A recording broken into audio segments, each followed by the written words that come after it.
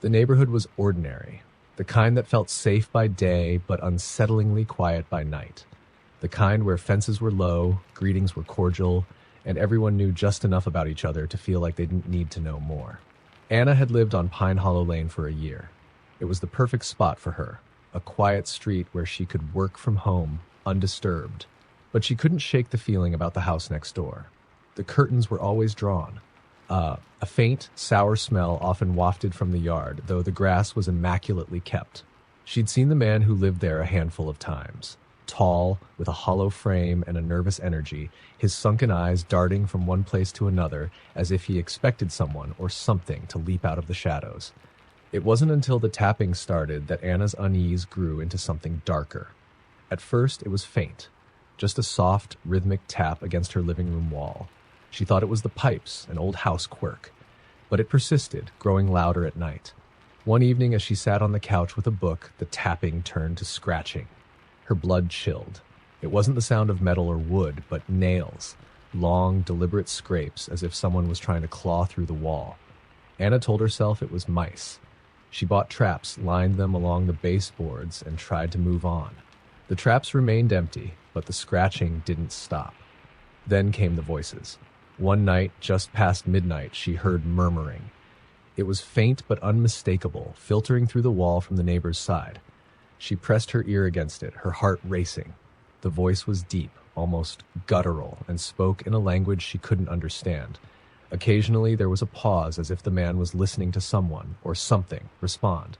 By now, Anna was sleeping with the lights on. She started locking her doors even when she was inside, an irrational sense of vulnerability creeping into her every move. Her friends brushed off her concerns. He's probably just lonely, they'd say, or old houses make weird noises. But she knew it was more than that. One night as she was getting ready for bed, she caught a flicker of movement in her peripheral vision. She turned toward the window. Standing there, just beyond the thin curtains, was her neighbor. His face was pale, pressed against the glass, his eyes wide with a manic intensity. Anna screamed, and he disappeared into the darkness. She called the police, her hands trembling. They arrived quickly, searched the property, and knocked on the neighbor's door. He answered, looking disheveled but calm, and denied everything. "I've been asleep," he insisted. "You must have seen someone else." The officers left after giving Anna a vague reassurance, but she didn't sleep that night. The next morning, she noticed something new. Handprints on her living room window, smeared and greasy. They weren't human. The fingers were too long, the palms too narrow, and they left behind an acrid, metallic smell that clung to her skin when she tried to wipe them away. She decided to leave. Anna packed her things in a frenzy, her heart pounding as the sun dipped below the horizon. As she hauled the first box to her car, she felt a presence behind her. She turned, and there he was, her neighbor, standing in the shadows at the edge of his yard. "Leaving so soon?" he asked, his voice low and gravelly. Anna didn't respond. She darted back inside, locking the door behind her.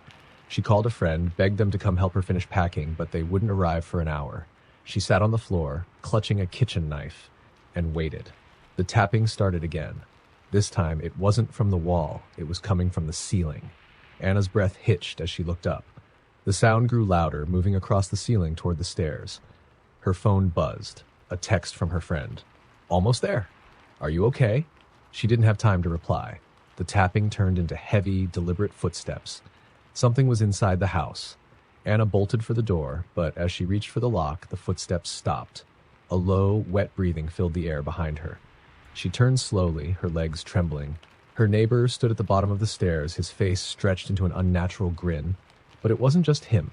Behind him, towering and grotesque, was a figure, its limbs impossibly long, its skin glistening as if wet. Its eyes glowed faintly in the dim light, fixated on Anna. "I told you," the neighbor whispered. "You shouldn't have listened." The last thing Anna saw was the creature lunging forward, its twisted hands outstretched. When her friend arrived, the house was empty. No sign of a struggle, no boxes, no Anna, just the faint, acrid smell lingering in the air. The neighbor claimed he hadn't seen her, his sunken eyes darting nervously as he spoke. A week later, the house was back on the market. The new listing described it as cozy, quiet, and perfect for first-time buyers. The house at the end of Blackthorn Street had been empty for years. its cracked windows and peeling paint giving it the look of something long abandoned. Yet every evening at dusk, lights flickered on inside. Melissa moved in across the street after her divorce. She welcomed the solitude the quiet neighborhood promised, but she couldn't ignore the house.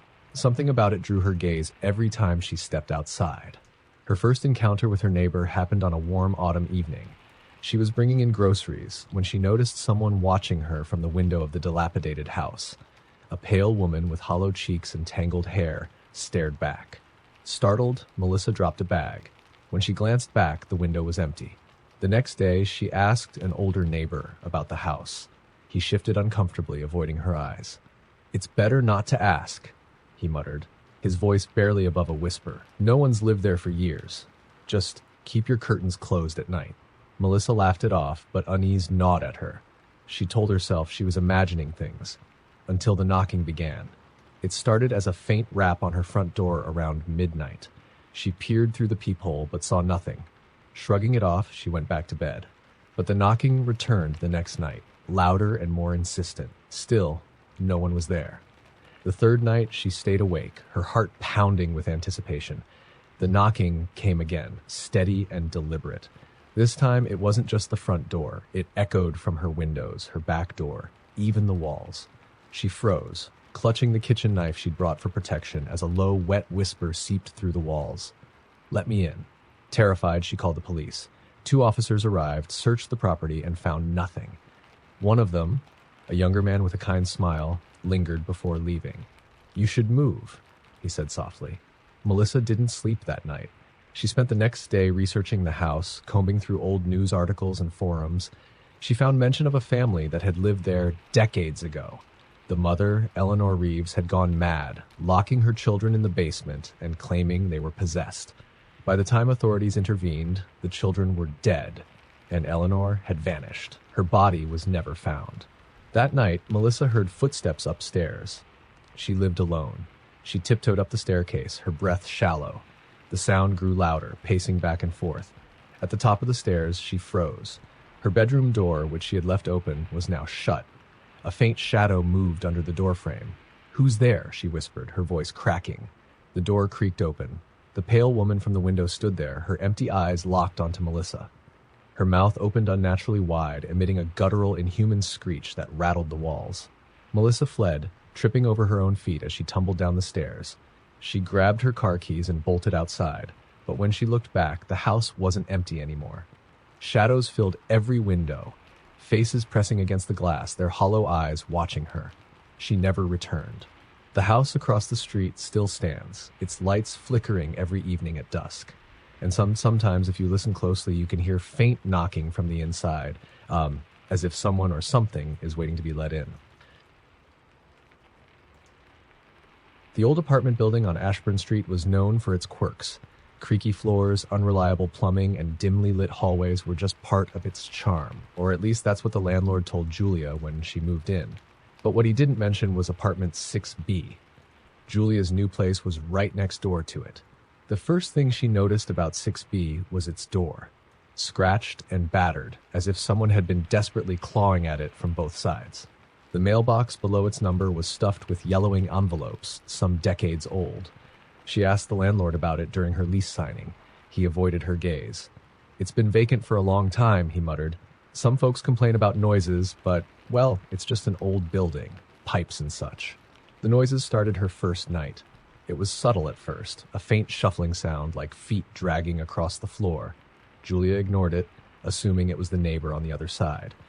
But as the night wore on, the sound grew louder, more deliberate. At 3 a.m., she was jolted awake by a single, deafening bang on the shared wall.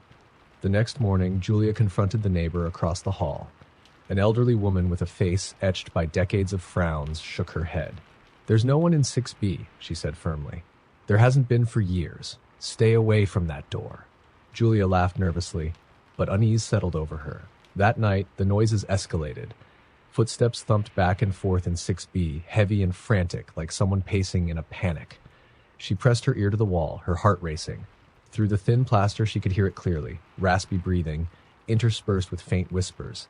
"Help me, please." The voice was so faint she almost doubted she'd heard it. Almost. The next day, Julia asked around.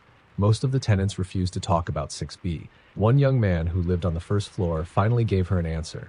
"Someone died in there," he said, lowering his voice. "Years ago. A guy named Victor. He was a recluse, never left his apartment. By the time anyone realized something was wrong, he'd been dead for weeks. They said the smell was unbearable." Julia's stomach turned. "They cleaned the place up," he continued, "but people who move in never stay. Weird things happen. Lights flickering, whispers, cold spots. Eventually, the landlord just gave up renting it out." That night, Julia couldn't resist. She stood outside 6B, staring at its battered door. Something about it drew her in, a magnetic pull she couldn't explain. She reached out, her fingers grazing the cold, splintered wood. The door creaked open. She hadn't touched the knob. Inside, the air was thick and stale, carrying a faint metallic tang. The room was empty, save for a single chair in the middle of the living room. Dust coated every surface, except for the chair, which looked eerily pristine. As Julia stepped inside, the door slammed shut behind her. The temperature plummeted. Her breath clouded the air as a low, guttural moan filled the room. "Help me." The voice came from everywhere and nowhere. Julia turned in circles, her pulse pounding in her ears. Shadows writhed along the walls, shifting and contorting into grotesque shapes. She reached for the door, but it wouldn't budge. The moaning grew louder, overlapping with whispers in a dozen different voices. The chair scraped across the floor, spinning toward her. In it sat a figure, its face obscured by shadows, its body gaunt and twisted. Slowly, it lifted its head. Sunken eyes, black and lifeless, locked onto hers. "Why didn't you help me?" it rasped, its voice an echo of anguish. Julia screamed, pounding on the door. Suddenly, it flew open, and she stumbled into the hallway, gasping for air. She turned back, but the apartment was dark and silent, the door shut tight. She moved out the next day. No one saw her leave. Months later, a new tenant moved into Julia's old unit. On their first night, they heard faint whispers coming from 6B. "Help me." The forest behind the Wilkersons' property had always been off limits. The family claimed it was dangerous, twisting paths, unstable ground, and wild animals lurking in the shadows. But that wasn't why the locals avoided it. Everyone in town had heard the stories. People who wandered too deep were never seen again. When Ethan moved into the small rented house on the Wilkersons' property, he dismissed the warnings as small-town folklore. He was a city guy, newly single and looking for peace. The rent was cheap, the air was fresh, and the woods looked peaceful enough from his bedroom window. But the first night, he noticed something strange. A single light flickered deep in the forest. It wasn't fire. It was white and steady, like a lantern. It moved slowly, weaving between the trees. Curiosity tugged at him, but the Wilkersons' words lingered in his mind. "Stay out of the woods." The light returned the next night and the next. By the fourth night, Ethan couldn't resist. Armed with a flashlight and a sense of adventure, he stepped into the forest. The air grew colder as he walked, his breath visible in the beam of his flashlight. The light ahead moved deeper into the trees, just out of reach. The farther he went, the quieter the world became. No wind, no rustling leaves, just the crunch of his boots on the forest floor. After what felt like an hour, he found it. A lantern hanging from a low branch, its flame steady despite the absence of wind. Beneath it lay a small clearing, the ground covered in brittle leaves. Ethan stepped closer, his heart racing. A whisper cut through the silence. "Turn back." He froze. The voice was faint, raspy, and impossibly close. "Turn back now." Ethan spun around, his flashlight slicing through the darkness. No one was there. He told himself it was the wind, an echo, anything but what it felt like, a warning. He reached for the lantern, but before his fingers touched it, the flame flickered out, plunging the clearing into darkness. Then he heard it. Footsteps. Heavy, deliberate, and coming from every direction. Ethan's flashlight shook in his hand as he spun, trying to find the source. The beam caught glimpses of movement, shadows darting between the trees, too tall and too fast to be human.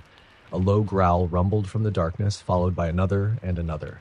Ethan stumbled back, his flashlight flickering as the growls turned into guttural, inhuman voices.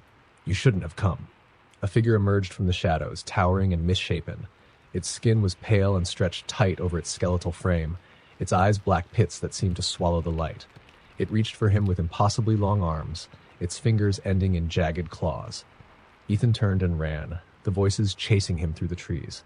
His flashlight died as he sprinted blindly, and branches tearing at his skin.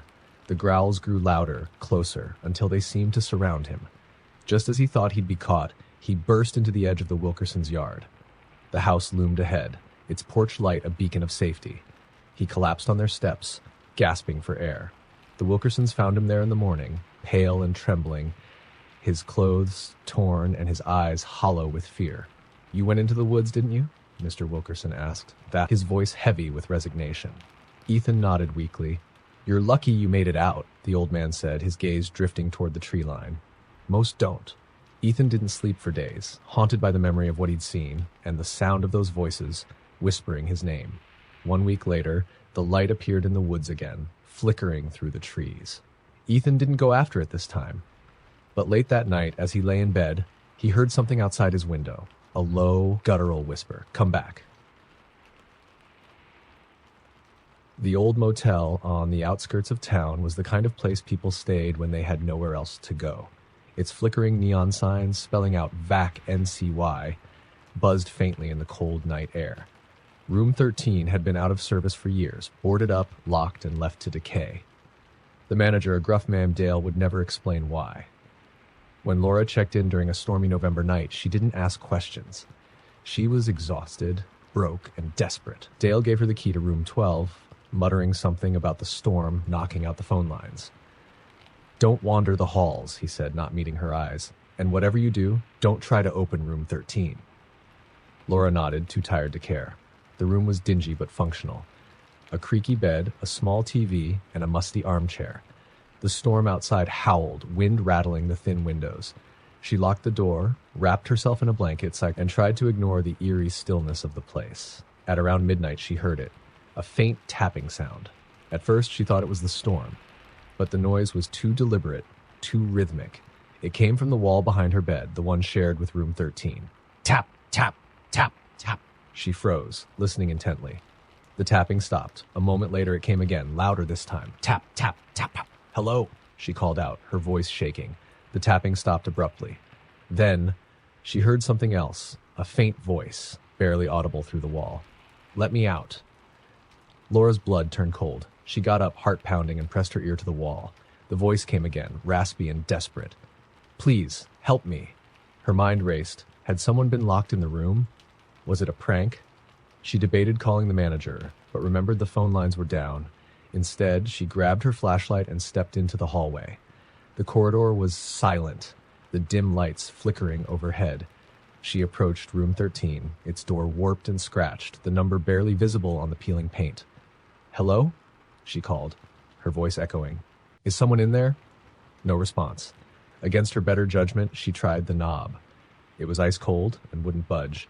She bent down, peering through the keyhole. Darkness.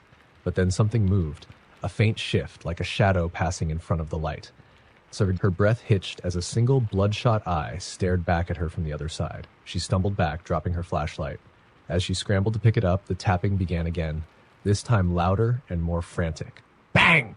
Bang! Bang! The door rattled violently, as if something inside was trying to break free. "Let me out," the voice screamed, now guttural and inhuman. Laura ran back to her room, locking the door behind her. She pressed her back against it, trembling as the banging continued. And then, just as suddenly as it started, it stopped. The hallway fell silent. She stayed awake until dawn, clutching a chair leg as a makeshift weapon. When she finally worked up the courage to leave, the hallway was empty, and room 13's door looked as though it had never been touched. When she returned the key to Dale, she blurted out everything that had happened. He listened in silence, his face grim. "You looked through the keyhole, didn't you?" he asked. She nodded. He sighed heavily. "I warned you. Room 13 isn't just any room. Years ago, a man stayed there, a murderer, the kind that gives you nightmares. When we found his victims, we boarded it up, but whatever he was, he never really left." Laura felt a chill run down her spine. "But I saw someone," she whispered. "I saw an eye." Dale cut her off. "The man had no eyes when we found him." Her stomach dropped. Laura left the motel that morning and never looked back, but sometimes on stormy nights she swears she can still hear it. Tap, tap, tap. The small, isolated town of Black Hollow had a strange custom. Every November 7th, the townsfolk placed lanterns in their windows and stayed inside after dark. No one walked the streets, no one opened their doors, and no one, under any circumstances, looked outside. When Erin moved there, she thought it was just another quirky tradition, small-town superstition born out of boredom. She was a city girl who didn't believe in ghost stories, and when her new neighbor, an older woman named Mrs. Hargrove, nervously told her to follow the rules, Erin laughed it off. That was until the knocking started. The day of November 7th was unusually quiet. The streets emptied by mid-afternoon, and Erin's street, normally bustling with kids and dog walkers, became eerily still. As dusk fell, she saw her neighbors lighting their lanterns and shutting their curtains tightly. Mrs. Hargrove knocked on Erin's door just before sunset, her face pale. "You have your lantern ready?" she asked. No," Erin said, amused. "I'm not really into that whole spooky town vibe." Mrs. Hargrove grabbed her arm, her grip surprisingly strong. "Listen to me. Put a light in your window. Lock your doors. Do not answer, no matter who knocks. And whatever you do, don't look outside." Before Erin could protest, Mrs. Hargrove was gone, scurrying back to her own house. Erin rolled her eyes but decided to humor her. She placed a flashlight on her windowsill and locked her door. Then she settled on the couch with a glass of wine and a movie. At 8:15, the first knock came. It was soft, almost hesitant, like a child rapping their knuckles against the wood. Erin froze, her glass halfway to her lips. She wasn't expecting anyone. The knock came again, louder this time. "Hello?" she called out, her voice shaky. No answer. She got up and peered through the peephole. The porch was empty. She told herself it was just a prank, kids from the neighborhood messing with the new girl. She returned to the couch, trying to shake the unease creeping up her spine. At 9:30, the knocking started again, this time at her back door. Erin's blood ran cold. Her backyard was fenced, and there was no way anyone could have gotten in without making noise. She grabbed a kitchen knife and crept toward the door, her heart pounding. "Who's there?" she demanded. No answer. Just more knocking, soft, deliberate, and rhythmic. She peeked through the blinds but saw nothing. The backyard was empty. She locked herself in her bedroom, telling herself she was being ridiculous. But as the hours dragged on, the knocking moved. It came from the windows, the walls, even the ceiling, as if something was circling the house. At midnight, it stopped. The silence was deafening. Erin dared to let out a shaky breath, relief washing over her. But then she heard it. A voice, faint and raspy, whispering from the hallway. "Erin, let us in." Her heart nearly stopped. She hadn't told anyone her name since she moved to Black Hollow. She pressed her ear to the bedroom door, trembling. The whispers grew louder, overlapping as if dozens of voices were speaking at once. "Erin, we see you. We're waiting." Something scratched against the door, long and slow, like fingernails dragging across the wood. She backed away, clutching the knife. And then the voices stopped. There was a single deafening bang that rattled the house. When she opened her eyes, the whispers were gone, and the room was silent again. She stayed awake until dawn. When the sun finally rose, she crept out of her bedroom, her hands shaking. The house was untouched, no scratches, no footprints, no sign of anything unusual. Mrs. Hargrove was waiting for her on the porch, her expression grim. "You didn't listen," she said. Erin wanted to argue, to laugh it off, but then she noticed something on the front door. Carved into the wood, deep and jagged, was a single word, "Next." Erin moved out of Black Hollow that same day. But every November 7th, no matter where she is, she locks her doors, lights a lantern, and prays the knocking never finds her again. The diner on Route 46 was a relic of another era. Its neon sign flickered weakly, buzzing in the dark. Travelers called it Lucky's, though the name on the peeling paint above the door read Harper's Diner. Most stopped only once, if at all. The regulars who sat at the counter every night were quiet, pale, and strangely solemn. For Mia, a waitress desperate for work, it was just another job. The hours were long, the tips were bad, and the coffee machines were always breaking. But it was a job, and she needed one. On her third shift, something happened that changed everything. It was close to midnight when the bell above the door jingled, announcing a new customer. Mia looked up, ready to greet them, but the man who stepped inside froze her smile. He was tall and gaunt, his clothes tattered and stained with something dark. His eyes were hollow, sunken deep into his face. He didn't speak, didn't glance around the room. He just walked to a booth in the far corner and sat, his movements stiff and unnatural. Mia hesitated, glancing at the regulars. They all looked away, their eyes fixed on their plates or the counter. No one said a word. Taking a shaky breath, Mia approached the man with her notepad. "What can I get you?" she asked, her voice trembling slightly. He didn't answer. Instead, he slid a crumpled piece of paper across the table. She unfolded it carefully, revealing a single word scrawled in shaky handwriting: "Run." Her heart skipped a beat. "Sir, are you okay?" she asked, stepping back instinctively. The man's head jerked up, his black eyes locking onto hers. His lips parted, but instead of words, a low, guttural growl emerged. The lights in the diner flickered. Behind her, one of the regulars, a man named Pete, grabbed her arm. "Leave him alone," Pete hissed. "Just walk away." "But now." The tone in Pete's voice left no room for argument. Mia backed away slowly, her pulse pounding in her ears. The man in the booth didn't move, but his eyes followed her every step. As the clock struck midnight, the bell above the door jingled again. A group of strangers walked in, their faces blank and emotionless. They moved with the same jerky, unnatural stiffness as the man in the booth. They didn't sit down or order food. They simply stood by the door, staring at the regulars. The air grew heavy, suffocating. The buzzing of the neon sign outside grew louder, drowning out everything else. Mia turned to Pete. "What's going on?" she whispered. He didn't answer. None of the regulars did. They sat frozen, their faces pale, their eyes wide with fear. And then the man in the booth stood up. He turned slowly, his movements unnatural, like a puppet on strings. His mouth stretched into an impossibly wide grin, revealing rows of sharp, jagged teeth. "You should have run," he said, his voice layered with something deep and inhuman. The lights went out. The darkness was absolute, broken only by the faint red glow of the neon sign. Mia heard the sound of chairs scraping against the floor, followed by low, wet noises she couldn't and didn't want to identify. She stumbled backward, tripping over a chair. Her hands found the counter and she crawled behind it, trembling. The noises continued, tearing, growling, and something like laughter. And then silence. When the lights flickered back on, the diner was empty. The regulars, the strangers, the man in the booth, they were all gone.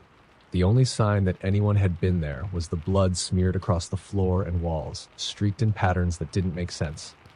Mia ran out of the diner, her breath ragged, her heart pounding. She didn't stop until she reached her car, peeling out onto the dark highway without looking back. The next day when she returned with the sheriff, the diner was clean. No blood, no scratches, no sign that anything unusual had happened. But when she checked the booth in the far corner, she found something waiting for her. A crumpled piece of paper with a single word written on it: "Stay." The town of Stillwater had one rule that everyone obeyed: don't go near the lake after sunset. It wasn't just a local superstition. For decades, people had gone missing by the water. The stories varied. A fisherman's boat found floating empty, a jogger's shoes abandoned on the shore, but the ending was always the same. No bodies, no answers, just silence. When Jake moved to Stillwater, he dismissed the warnings as small-town nonsense. He was a skeptic, a self-proclaimed realist. The idea of a cursed lake?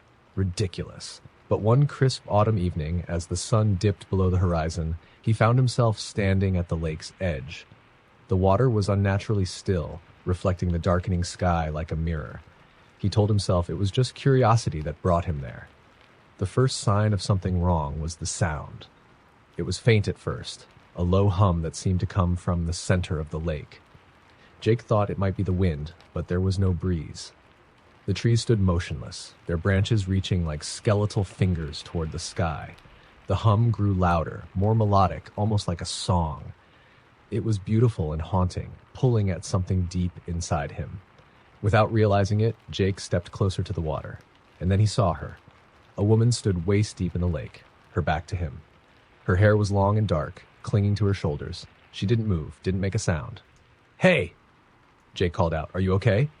She didn't respond. The song grew louder, more urgent. It seemed to come from everywhere at once, wrapping around him, filling his ears. He stepped into the water, the cold biting through his shoes, but he didn't feel it. All he could focus on was her. "Do you need help?" he asked, his voice shaking. Slowly, she turned to face him. Her eyes were wrong. They were too wide, too dark, like bottomless pits. Her mouth twisted into a smile that stretched unnaturally across her face. "Come closer," she whispered, her voice echoing with the melody of the song. Jake froze, every instinct screaming at him to run, but his legs wouldn't move. The water rippled around her as she glided closer, her smile growing wider, revealing teeth that were jagged and sharp. "Stay with me," she said, her voice like silk and ice. Jake stumbled backward, snapping out of the trance. The song faltered, replaced by a guttural growl. The woman's face contorted, her beautiful features twisting into something monstrous. He turned and ran, splashing through the freezing water, his breath ragged. Behind him, the growling grew louder, accompanied by the sound of something large moving through the lake. He didn't dare look back. When he reached the shore, he collapsed onto the rocky ground, gasping for air. The growling stopped, and the lake fell silent once more. But as he lay there, he realized the humming hadn't stopped. It was quieter now, fainter, but still there, inside his head. Jake left Stillwater the next day, vowing never to return, but the song stayed with him. He heard it in his dreams, in the quiet moments before sleep. And sometimes when he closed his eyes, he could still see her standing in the lake, her black eyes watching him, waiting. One night, months later, he woke to find water pooling on his bedroom floor, and the sound of the song coming from just outside his window. The old house at the end of Marrow Lane had been empty for years. Its boarded-up windows, sagging roof, and wild, overgrown yard made it the kind of place kids dared each other to approach on Halloween. No one stayed long. The air around it was heavy, oppressive, as if the house itself was waiting. When Clara moved in, the neighbors whispered behind closed doors. She was the first tenant in decades, drawn by the cheap rent and her need for a fresh start after her divorce. The landlord offered no explanation for the low price, and Clara didn't ask. She was too tired to care. The first night in the house, Clara noticed something strange. The attic light, which she hadn't turned on, flickered faintly through the cracks in the boarded-up window. She wrote it off as faulty wiring and went to bed, the creaks and groans of the old house lulling her to sleep. At 3:15 a.m., she woke to the sound of footsteps above her. Groggy and disoriented, she stared at the ceiling. The steps were slow, deliberate, moving from one end of the attic to the other. "Probably rats," she muttered, though the weight of the footsteps sounded far too heavy. The next morning, she called an exterminator who searched the house thoroughly. He found no signs of pests, but frowned when he glanced at the attic door. "This was nailed shut," he said, pointing to splintered wood around the frame. "I didn't open it," Clara replied, her stomach twisting. The exterminator didn't push further. That night, the footsteps returned, louder this time. They started in the attic, then seemed to move down the walls, as if whatever was upstairs was climbing toward her bedroom. Clara lay frozen in bed, clutching the blankets to her chest. The sound stopped just outside her door. She held her breath, straining to hear, and then 3 soft knocks. Knock, knock, knock. Her heart thundered in her chest. Summoning every ounce of courage, she grabbed her phone and turned on the flashlight. When she opened the door, the hallway was empty. The next morning, she found scratches on the inside of the attic door, long, jagged marks that hadn't been there before. She called the landlord, demanding an explanation. After a long silence, he sighed and admitted the truth. "People who live there, they say the house doesn't like to be alone. It wants company." Clara was furious. "Terrell, what the hell does that even mean?" "You've stayed longer than most," he replied. "I'd leave if I were you." That night, she decided to sleep on the couch, too afraid to stay upstairs.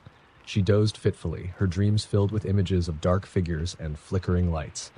At exactly 3:15 a.m., she woke to the sound of footsteps, this time coming down the stairs.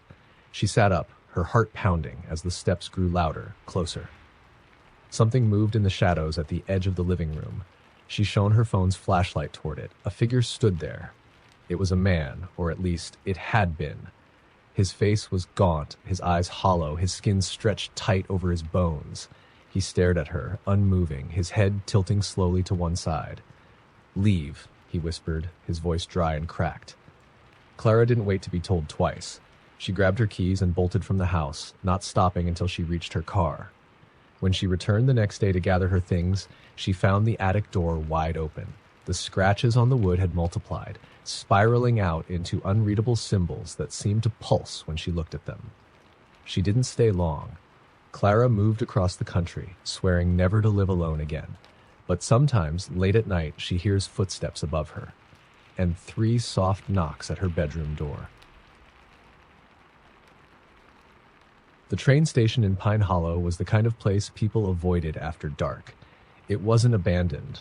Trains still came and went, but locals whispered about strange things that happened there at night.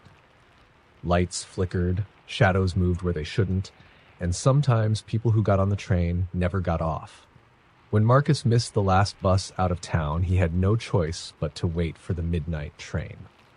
The platform was empty when he arrived, except for an old man hunched on a bench near the far end. The man looked up as Marcus approached, his eyes milky and unfocused. "Going on the midnight train?" the man asked, his voice low and gravelly. Marcus nodded. "Yeah, just trying to get home." The old man shook his head slowly. "Be careful. Midnight's not the time to travel." Before Marcus could ask what he meant, the sound of the approaching train cut through the night, a low rumble that seemed to shake the ground. The old man stood and shuffled away, disappearing into the shadows. The train screeched to a stop, and the doors hissed open. Marcus stepped on, glancing around. The car was nearly empty, just a handful of passengers scattered across the seats. He sat near the middle, keeping to himself. The train jerked forward, and he settled in, staring out the window at the dark countryside rushing past. It wasn't until they reached the first stop that he noticed something was off. The train doors opened, but no one got on or off. The station outside was deserted, its lights flickering weakly. Marcus felt a chill creep up his spine. As the train pulled away, he glanced at the other passengers. They sat unnaturally still, their faces pale and expressionless. One by one, they turned to look at him. "Can I help you?" Marcus asked nervously, his voice echoing in the silence. They didn't answer. Instead, their heads tilted in unison, their eyes wide and unblinking. The lights in the car flickered. When they steadied, the passengers were gone. Marcus shot to his feet, heart racing, scanning the empty car. "Hello," he called out. The only response was the sound of the train rattling along the tracks. He stumbled toward the front of the car, desperate to find the conductor, but the next door wouldn't budge. He banged on it, shouting, but no one answered. Behind him, the lights flickered again. When he turned, the passengers were back. They were closer now, standing in the aisle, their hollow eyes locked on him. "What do you want?" Marcus shouted, his voice cracking. Their mouths opened, but no sound came out. Instead, a low, guttural growl filled the air, reverberating through the train. Marcus backed away, his hands shaking. He grabbed the emergency stop lever and yanked it. Nothing happened. The train sped up, the scenery outside blurring into darkness. The passengers advanced, their movements jerky and unnatural. Marcus pressed himself against the door, panic consuming him. The lights flickered again, plunging the car into darkness. When they came back on, he was alone. The train screeched to a halt and the doors hissed open. Marcus stumbled out onto an unfamiliar platform. The station was old and crumbling, its signs unreadable. Behind him, the train doors closed and it disappeared into the night without a sound. He looked around, trying to get his bearings, but the air felt wrong, thick and heavy, like it was pressing down on him. Shadows moved at the edges of his vision, too fast to follow. A voice whispered in his ear, soft and cold. "You shouldn't have boarded." Marcus turned, but no one was there. The platform stretched endlessly in both directions, and the tracks faded into the dark. The midnight train never returned, and neither did Marcus.